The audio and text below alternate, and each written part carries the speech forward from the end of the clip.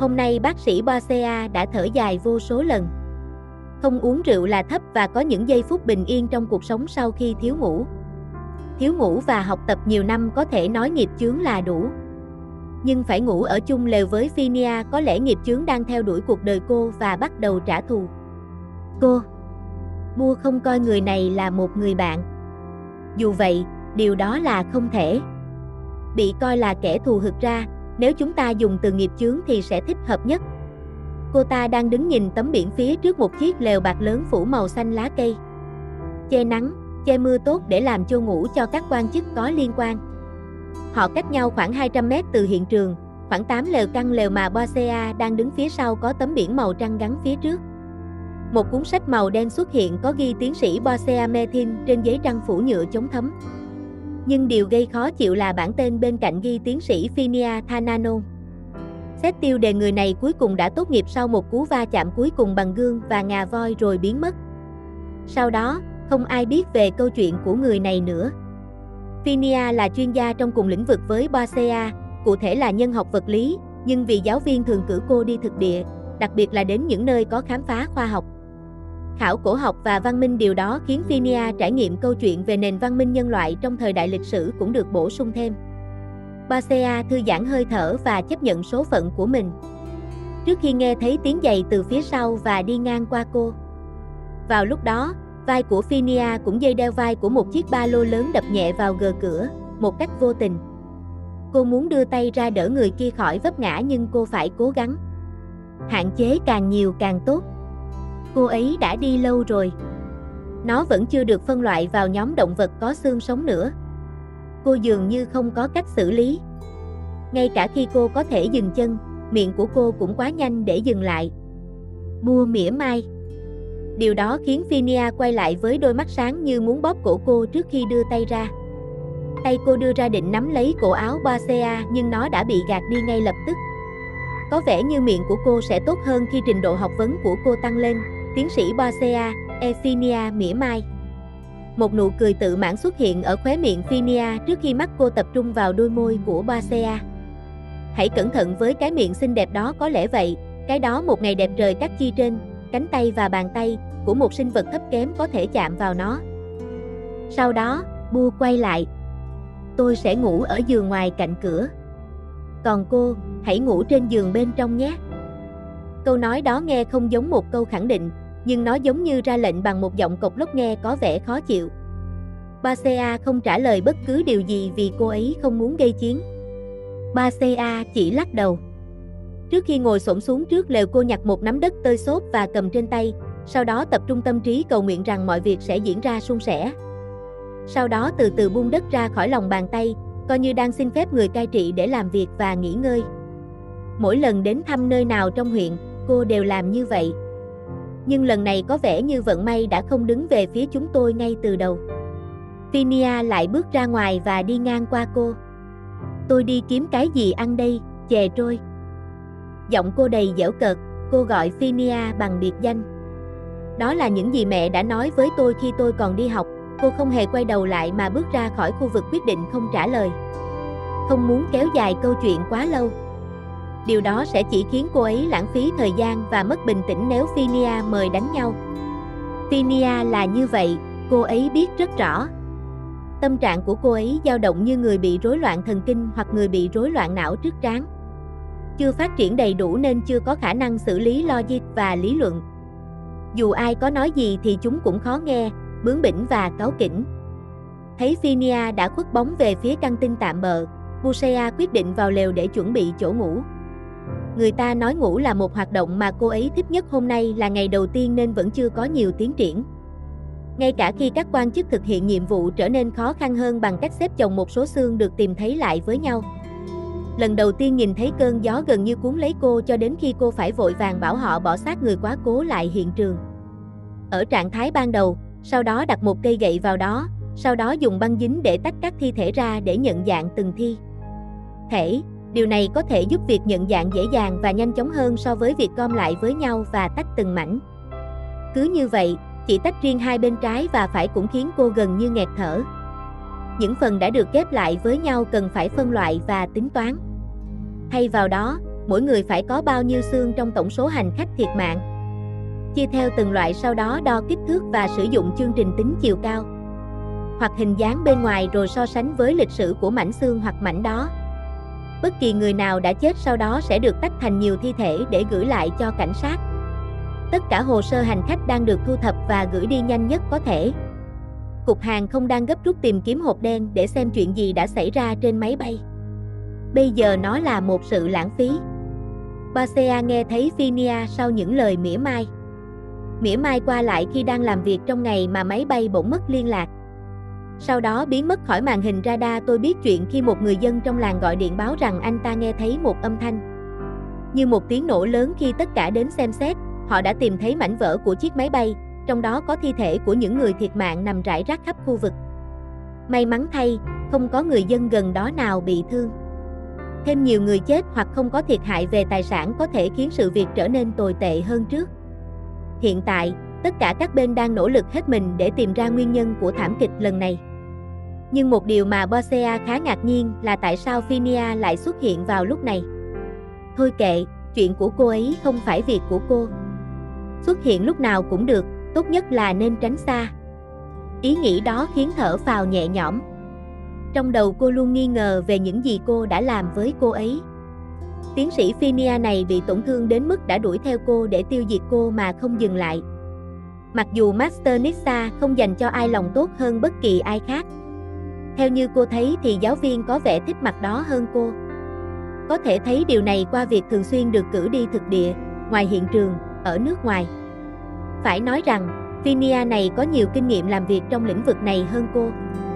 Cả trăm nghìn lần, dù chỉ mới bước vào tuổi 34, giống như Hoa Liên, nàng cũng đã qua rồi. Mọi khu vực, dù nơi đó có khắc nghiệt và tàn bạo đến đâu, hãy quay trở lại với khu nước Roy S7.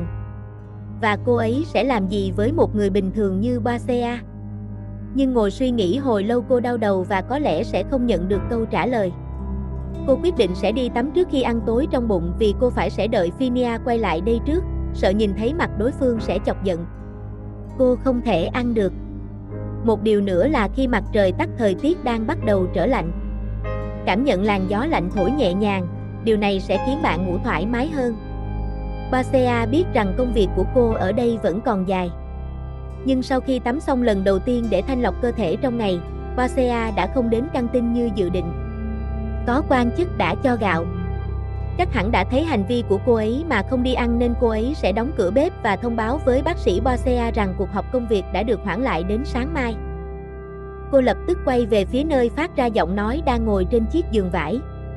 Trước khi nhìn vào hộp cơm trưa đã sẵn sàng với 2 chai nước trên luống vườn của cô. Bên cạnh là một tấm bảng tên. Để mặc khi làm việc ở đây. Phineas sau đó bắt đầu lấy đồ ra khỏi túi của mình. Bosea chộp lấy hộp cơm đi ra ngoài, định tìm một nơi yên tĩnh để ngồi ăn và thư giãn trước. Bắt đầu làm việc vào ngày mai. Xác minh danh tính không phải là một công việc dễ dàng. Đặc biệt trong những sự kiện như thế này, vẫn có những phần của những người chết nằm rải rác và bị phá hủy bởi vụ nổ và va chạm. Kể cả bỏng do lửa thực sự, cô phải thừa nhận rằng có lẽ không phải ai cũng đã trở về nhà. Không phải tất cả các món đồ đều được người thân mang về làm lễ. Cơ thể của một số người có thể bị hư hại.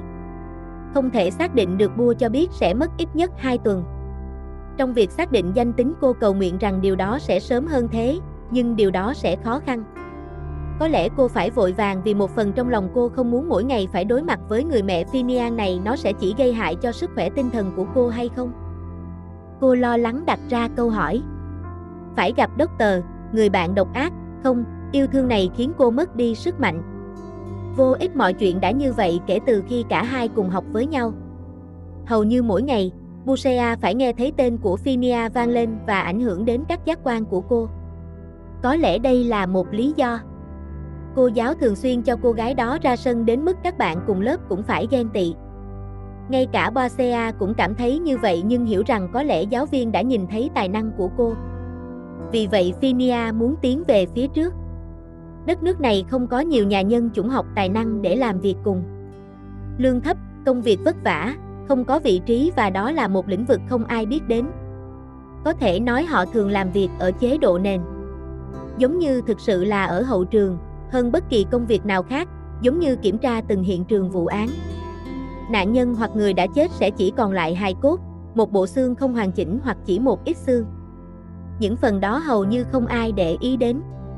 Nhưng họ quan tâm những bộ xương đó giống như những hiệu trưởng của các nhà nhân chủng học. Họ rất phấn khích khi có cơ hội nhìn thấy hài cốt của con người cổ đại hoặc thậm chí của loài linh trưởng, vượn người, được coi là họ hàng xa của con người trong dòng dõi tiến hóa. Trên thực tế, không có nhiều người đã nhìn thấy nó, kể cả các giáo viên. Nitsa nhận thấy tầm quan trọng của việc thu thập hài cốt con người từ quá khứ và thời đại. Lịch sử sau đó đã thúc đẩy việc thành lập Viện Nghiên cứu Nhân chủng học sinh học, nơi đây là một tổ chức chung giữa khu vực công và tư nhân. Nó sẽ nhận được một ngân sách hỗ trợ trong và ngoài nước, có một giáo viên giữ chức hiệu trưởng đầu tiên. Tại viện nghiên cứu này, những bộ xương thật được thu thập và số lượng lớn các mô hình dành cho sinh viên và những người quan tâm. Các giáo sư đã làm việc chăm chỉ để định hình tổ chức này. Basea đến giúp làm việc khi còn là sinh viên và bắt đầu phụ trách dự án hợp tác nghiên cứu và giúp giảng dạy với tư cách là trợ lý giáo sư. Hôm nay cô ấy đến đây thay mặt cho giáo viên. Nếu không phải vậy, điều đó chứng tỏ cô giáo yêu cô hơn ai hết. Basea bước ra ngoài lều. Cô không muốn tiếp tục nói chuyện với ai lúc này. Chúng tôi quyết định tìm một nơi yên tĩnh để ăn uống. Trời càng tối, không khí càng lạnh, làm cho cô cảm thấy như đang đi nghỉ sau khi tốt nghiệp. Nhưng đống đổ nát của chiếc máy bay và các bộ phận của người đã khuất khiến niềm vui ở đây giảm đi. Tiếng bước chân từ bên cạnh khiến bông sen đang tựa lưng dưới gốc cây cao su cao lớn. Cách đó khoảng 78 mét, có một cái cây quay lại nhìn. Khi nhìn thấy đó là ai, cô thở dài. Tại sao số phận lại không cho cô nghỉ ngơi trong 1 giờ? Cả ngày hôm nay đầu cô quay cuồng vì phải tách rời những mảnh xương dính liền với nhau cho đến khi não cô gần như rơi ra khỏi sàn. Điều duy nhất cô nghĩ đến là nằm xuống và trút bỏ cơn mệt mỏi. Nuốt cơn giận cho đến khi cô ngủ thiếp đi.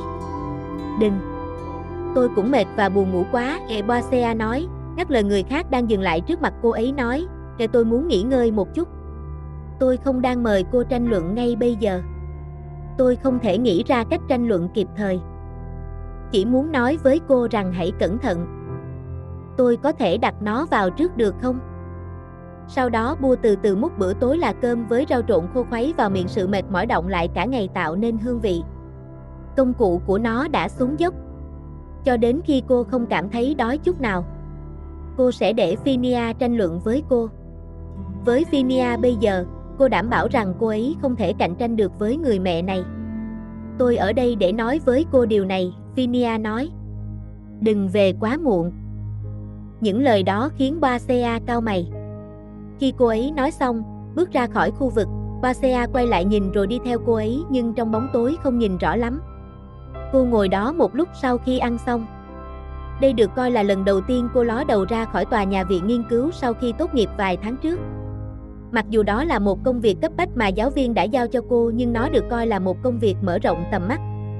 Điều duy nhất khiến cô không hài lòng là việc bất ngờ gặp phải con người này.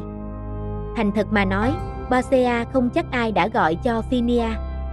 Cô nghĩ đó có thể không phải là cố vấn của cô vì nếu không thì giáo viên đã nói với cô sớm hơn. Hoặc có lẽ giáo viên có ý định làm cô ngạc nhiên, tôi không chắc. Nhưng một điều mà Basea cảm thấy nhẹ nhõm một chút là Phinia có thể giúp công việc nhanh hơn nhờ kinh nghiệm của cô ấy. Người gọi cô ấy trở lại cũng đã tìm đúng người, vì nếu nghĩ đến một chuyên gia nhân chủng học ngoài viện nghiên cứu, nơi mà mọi người đang bận rộn với việc tổ chức và công việc, thì đó sẽ là Phinia. Hy vọng rằng người bạn cũ của Basea này sẽ không làm phiền đến mức khiến cô khó chịu quá nhiều. Ngồi đó thêm khoảng 10 phút để thiền và quyết định quay lại lều vì cần phải dậy sớm để bắt đầu công việc vào ngày hôm sau, càng sớm càng tốt. Trong lòng cô ấy cầu nguyện cho đêm đầu tiên của chuyến đi thực địa với tư cách là một nhà nhân chủng học vật lý sẽ suôn sẻ. Nhưng có vẻ như cô đã nghĩ sai.